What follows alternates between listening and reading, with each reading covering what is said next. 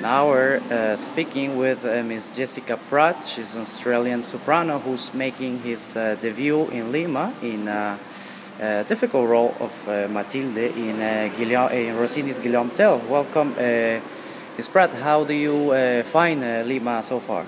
So far, I enjoy it very much. I love this the seaside and this mist that comes over in the morning that I've never seen anywhere else in the world. You were told or invited to sing the title role of Lucrezia Borgia with Juan Diego Flores, Yes. and then you switched to Guillaume Tell. Is it difficult? Is it how can I say difficult for you to try to sing this role, this demanding Mathilde. role of Lucrezia Borgia, and now And now you are Mathilde? facing the role of Mathilde? Well, I think most of my repertoire is quite demanding in general, and each year I do between 4 and 5 debuts of these types of roles. So it's not. For me, it's Lucrezia Borgia we'll probably do in the future. It's not being cancelled; it's just being postponed so that we could do Guillaume Tell now. I have to say I'm really enjoying Mathilde. I find it the coloratura in the second aria very similar to the coloratura of Semiramide, and I find the role comfortable, and the theatre is wonderful. It's got an amazing acoustic, so that relaxes us all, I think. What do you think about Rossini for you? Do you feel you're extraordinary in bel canto, of course, but you have these differences between Donizetti, Bellini, Absolutely. Rossini, or other composers like Verdi. Do you feel quite comfortable with Rossini, or you prefer maybe more legato, or No, I love Rossini. yes?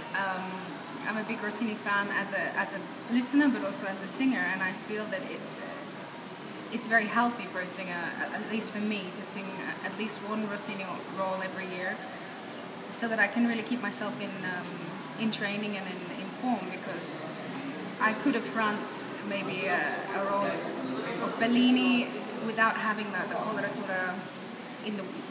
Rossini asks for a different type of coloratura to the type of coloratura that's required in Bellini or in Donizetti, and the Rossini coloratura, it needs to be practiced every day. It needs to be a second nature. And it's recommended at some point of the career, isn't it? Like to try to sing some coloratura between maybe Verdi's or Puccini's or French repertoire. I believe it's not very healthy to isolate oneself in any type of repertoire. I think somebody who just sings Puccini or who just sings Rossini is not going to be necessarily a whole artist. It doesn't mean that everybody has to sing Puccini or everybody has to sing Rossini, but I think in every singer's training there should be coloratura, there should be staccati every day, there should be breathing every day. And I think a problem with our singers today maybe is that we have this obsession that there is a Puccini singer or a Verdi singer. When Verdi wrote these operas, the people that sang them were the people that sang Donizetti, Bellini, and Rossini, and they approached it with that technique. And I think it's not helpful for the voice to just sing one type of repertoire and not be trained every day. Where I think the difference is Rossini, you have to train every day the coloratura and the staccati and everything else, because otherwise it just won't work. You can't fake it. With other repertoire, maybe there's the ability to pass by on the dramatic side of things, on interpretation, which is more important in certain roles. And so you can sing. I mean, I could sing certain roles without having every day to do a half hour of exercises on coloratura, but not when it comes to Rossini. I have to, and so I think that's why it's helpful and healthy for us to sing. Which composer you think is the most adequate for your voice, at least now, or your favorite? I would say. Yeah, I don't think it's more adequate to my voice or more to my my feelings. I really love singing Bellini most of all, and because there's this legato and this languid sense in the music that just I like personally. I love singing Rossini, I love singing Bellini, I love singing Donizetti, I love singing La Juive di Haleve. I also really enjoyed singing Romeo and Juliet di Gounod. There's many composers. You have sung in Pesaro already, the house of Rossini, the most important festival of Rossini music. Do you think you have had a success there? Do you feel happy or realized I'm to very have pleased already? with my participation with the Rossini Festival. It's a wonderful festival. It's a very enjoyable experience.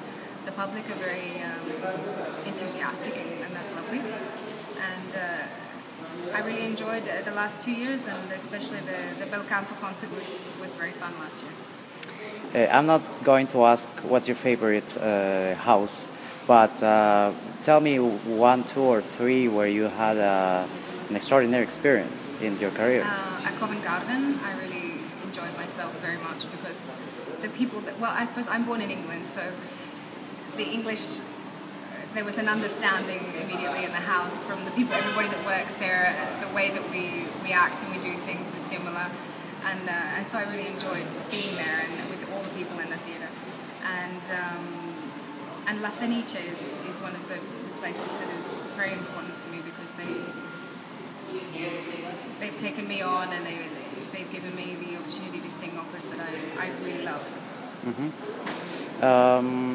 You're from England, but you're Australian also. Yeah, I was raised in Australia. So you have an influence in some way with great singers as John Sutherland, for example. When you present yourself abroad as raised in Australia, do you have to deal with comparisons or maybe? Well, I think it's inevitable that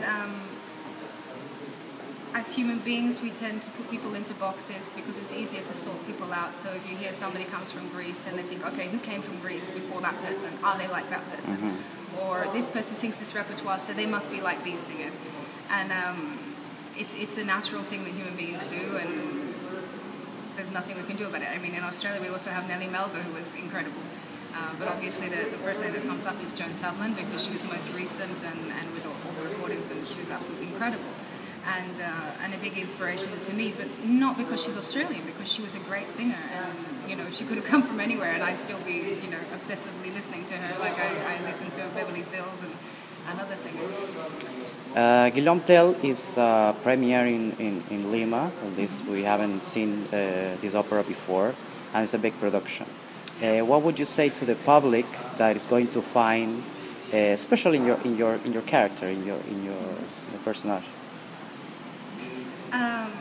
It's an enjoyable opera. I mean, there's everything. It's grand opera. There's balletto, singing, music, theater. It's a fantastic opera, and I think it's a really great thing to do here. What's the most difficult part of the opera? Maybe a duet, maybe a concertante. No, the most difficult part of the opera for me is definitely the second aria because it's dramatic, and of course I as a young singer have the want to be dramatic, and that's not helpful.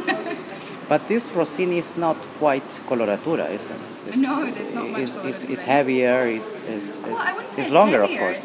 It's longer, yes, but in terms of complications, coloratura and so on, it's not a complicated piece. I mean, Chirum Babilonio is extremely difficult, and Armida, for example, where she sings the entire opera, that's difficult. The coloratura in this, the difference is I'm used to doing roles and more suited to doing roles that are tipo Adelaide di Borgogna, that have the higher coloratura. Mm-hmm. And this is a coloratura that's very central, like Semiramide, Armida, and it's interesting for me to affront this kind of repertoire because I can work a lot on my coloratura in the middle of my voice, and I think that's something I need to do. What plans you have for the immediate future? What new roles? What participations? Where are you going to sing? Lots of places. This year we're opening the season in Venice with L'Africaine of Meyerbeer, and then we have what else? My debut in Spain with Leonucci for Rigoletto in Sevilla. my first Cappelletti Montecchi in France in Reims. Yeah, so things like that. Any other things? Okay, thank you very much. We are looking forward to see you in this debut in Lima. Me too. Thank you.